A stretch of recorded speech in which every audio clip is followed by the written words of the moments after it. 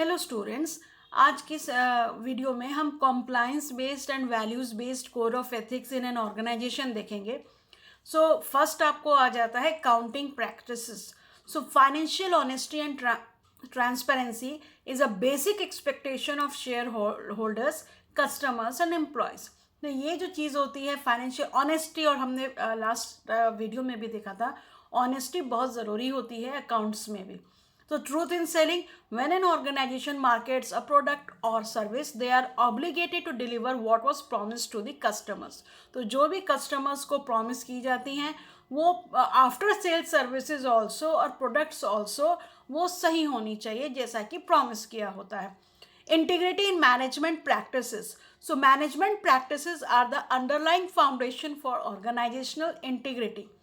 Customer service integrity, service after the sale, what we have talked about is what service integrity is all about.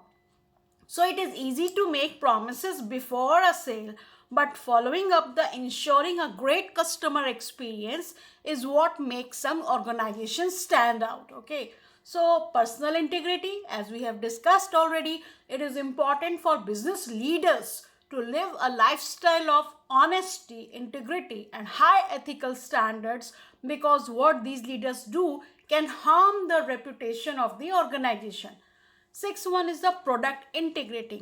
Product integrity is important to those of us who purchase products and services. This is when public perception and brand recognition come to play.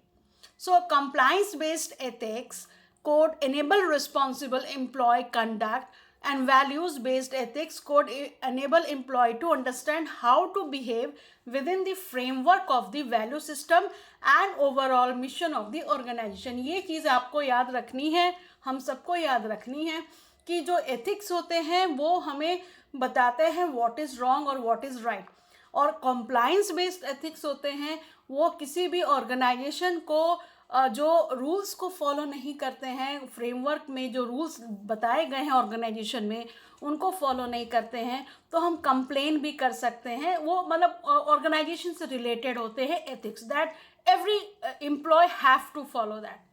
So neither the compliance or nor the values-based ethics by itself ensures an ethical cooperation. This is very much true. So it is developed to ensure that business and its employees comply with all laws and regulations in an appropriate manner. Three key elements include prevention, detection and punishment of non compliance behaviour. तो किसी भी जो unlawful activity है या unethical activity है उसको कैसे prevent करना है, कैसे डिटेक्ट करना है और कैसे पनिशमेंट देना है जो नॉन कंप्लायंस बिहेवियर के लिए, ये थ्री एलिमेंट्स होते हैं कंप्लायंस बेस्ड एथिक्स कोड्स के. So ethical standards that emphasize in preventing unlawful behavior by increasing control and by penalizing wrongdoers. तो penalizing किए जाते हैं जो भी गलत काम करते हैं, ठीक है. So the compliance based system uses legal terms, training rules of conduct and penalties for non-compliance. The value based system relies upon self policing and motivation rather than coercion. तो वैल्यूज़ जो होते हैं हमारे बचपन से हमारे अंदर भरे जाते हैं, हम सेल्फ पॉलिसी बनाते हैं, मोटिवेटेड होते हैं. लेकिन कॉम्प्लायंस बेस्ड सिस्टम जो होता है वो लीगल टर्म्स यूज़ करते हैं ऑर्गेनाइजेशन में, ट्रेनिंग में, रूल्स ऑफ कंडक्ट्स में पेनल्टीज देते हैं, शो कॉज नोटिस वगैरह भी देते हैं. So code of ethics are guided by 5 fundamental principles: integrity, objectivity, professional competence, and due care, confidentiality, and professional behavior. Thank you very much. Subscribe my channel. Thank you.